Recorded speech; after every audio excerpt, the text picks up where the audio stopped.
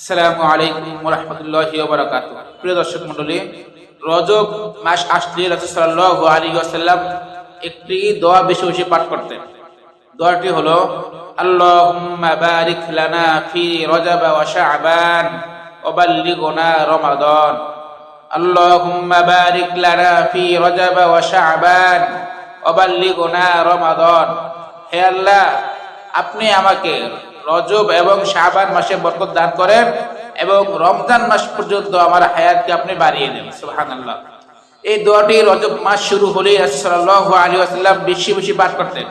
শুধু তাই নয়, রজব এবং শাবান এই দুইটা মাসে রাসূল সাল্লাল্লাহু আলাইহি ওয়াসাল্লাম বেশি বেশি রোজা রাখতেন, নফল রোজা বেশি বেশি রাখতেন এবং নফল নামাজ বেশি বেশি পড়তেন, দান সদকা বেশি বেশি করতেন। এই সময় তিনি তেলাওয়াত বেশি বেশি করতেন। যত ধরনের নেকির কাজ আছে সব কাজগুলো তিনি এই রজব এবং শাবান এই দুইটা মাসে বেশি বেশি করতেন।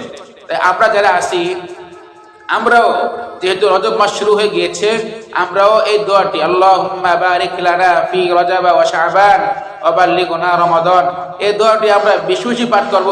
যার অর্থ হলো, হে আল্লাহ, আপনি রজব এবং শাবান মাসে বরকত দেন এবং আমার হায়াতকে, আমার জিন্দেগিকে আপনি রমজান মাস পর্যন্ত বৃদ্ধি করে দেন।